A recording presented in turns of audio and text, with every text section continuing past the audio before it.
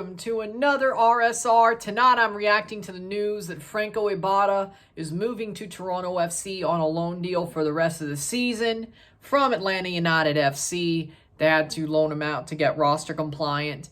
They'll have way too many U22 initiative players, and he's their best one that actually people wanted. So they have to take away one of their better players to loan him out to add another player as a U22. So their loss is our gain momentarily.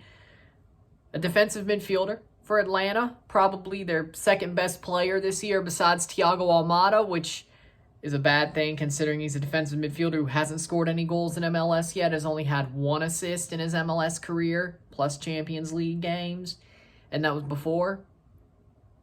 It was 22. We could have had Almada with it, true, but still, Atlanta's second best player just comes to Toronto on loan as a defensive midfielder, which the good news is that means Mark-Anthony Kaye will probably never play a game again, at least for the rest of the year, which if Toronto's going to make a run in Leagues Cup and somehow sneak into the playoffs, because mathematically they still can, of course, that's very unlikely, but mathematically they still can. They need a guy like Ibarra either with Oso and Coelho, Oso or Servania, or Servania, Coelho, Ibarra, which honestly, I'd like to see that play out. I think Servania could play a dual 8, but a little bit more of a forward playing dual 8 with Coelho being a defensive mid. I just don't want to see Kaye play. But again, Coelho and Ibarra, Coelho playing the 6, Ibarra playing the 8, but more defensively, and then Servania playing a more offensive 8, but still box to box. I think that will work perfectly with that setup, in my opinion, because I think Coelho is a true 6. You could say with Ibarra, you could say it could be a box to box, but more defensive, but still box to box if you've watched an Atlanta game. And Servania's box-to-box, but he does have offensive tendencies. I mean, he took that amazing shot against Atlanta the last time they played him and scored. So he does have offensive wherewithal. I think, personally, that would be a perfect midfield to have for most of the rest of the season. Is Coelho playing a full-on 6. Bradley shouldn't play again either. Ibarra playing a dual 8, but more defensively. And then Servania playing dual 8, but more offensively. But they do still have defensive and offensive duties, each of them, at some point in the game. I think that would work perfectly. But again, Ibarra, Portland was after him. Portland could have got him, and they need a player like him. And Toronto still gets him on loan, which, I mean, hey, I'm not going to say Bill Manning's a genius and push or pull off of him now that this move's been made, but this was a pretty good loan move for TFC.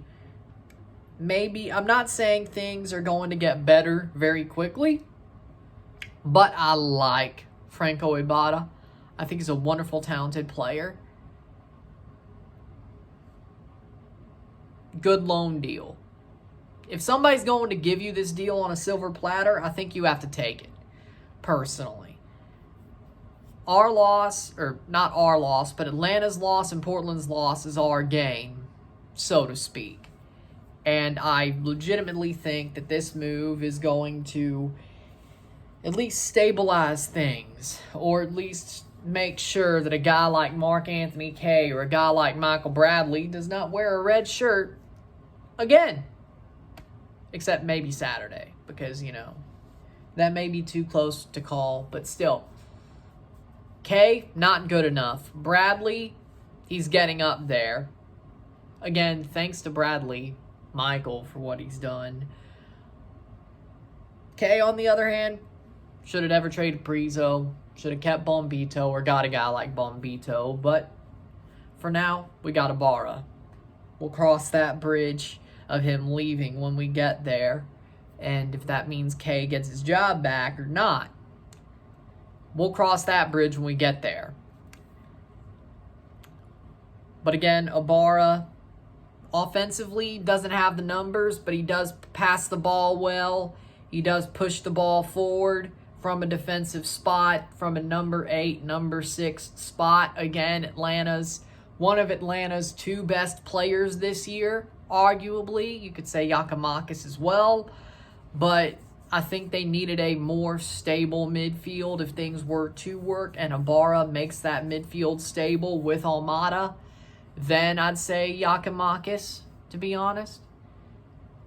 But again, Ibarra is a lot more meaningful for Atlanta than you'd think. Just because he got loaned here does not mean he's useless. I want to say that for sure. If he was useless, he wouldn't have been loaned.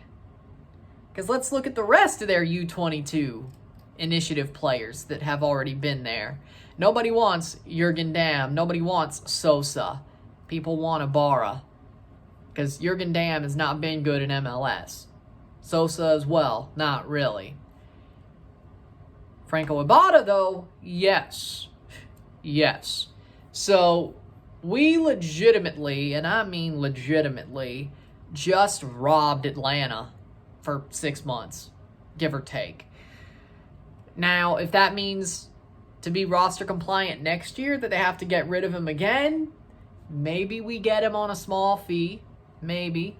I would like to see us keep him in some way, shape, or form if he is still in the U22 sector, but I think this year he is 22. So unless if we buy his contract out, because he's not on a free technically. With that being said, he is either 22 or about. I think he is 22. So that doesn't really help things. But hopefully, over the next 6 months, Ibarra stabilizes that midfield, helps the defense be better, and hopefully gets this team to go on a somewhat of a run, especially in Leagues Cup, to get to Champions Cup, and then hopefully sneak into the playoffs and go from there. It's not out of the realm of possibility. Yes, things look dire. Yes, mathematically, but mathematically we still have a chance. And a guy like Ibarra helps that mathematical chance. So, with that being said, I'm happy with this move. I think Ibarra is a wonderful midfielder, and I hope he does well as a Red. Well, of course I do, but it'll be an interesting time. It'll be an interesting move. 11 games in the league, at least 2 games in Leagues Cup, if not more. Maybe 14 games, depending if he plays against St. Louis or they play more Leagues Cup games. But, I think we'll get our money's worth. I still don't think Bill's a genius. I still think there is more moves that need to be made. But this is a good start of the summer transfer window. So with that being said, happy to see Franco Ibarra with TFC. Be an interesting move to see how it plays out. And I can't believe we just robbed Atlanta and sort of robbed Portland as well, because they wanted him too, which I think it would have been better for him to go there. I think they have better chances, but sure, if you want to go to Toronto, or Toronto was up there first, I guess it could have been a first come, first served deli type of thing, and we just got him before Portland could make their transaction. So be it. With that being said, if you like this video, like it, share, subscribe. You know what it is. Tell your friends. Hit that like button. Hit that subscribe button. Hit that bell notification once subscribed. Send super chats on the live streams. Comment on this video. Put this in playlist. Share with friends and family. All that great stuff. I will see you tomorrow for a live watch along and review of Toronto FC versus St. Louis City SC. That's all I'm doing because it's in between. I will be watching the Gold Cup game and probably talking about it, but it's not labeled that way. And of course, Mexico versus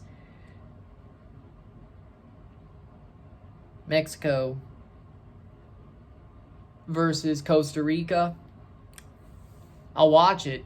I'll talk about it in the recap. And then Sunday, of course, I'll be live for both Guatemala versus Jamaica and USA versus Canada, both those quarterfinals. And then Monday, we recap the quarters and predict the semis. But I'll see you then. That's what the next couple of days look like. But I'll see you tomorrow, and we'll be ready to go. I'm Ryan, and I'm out. Peace. Let's go.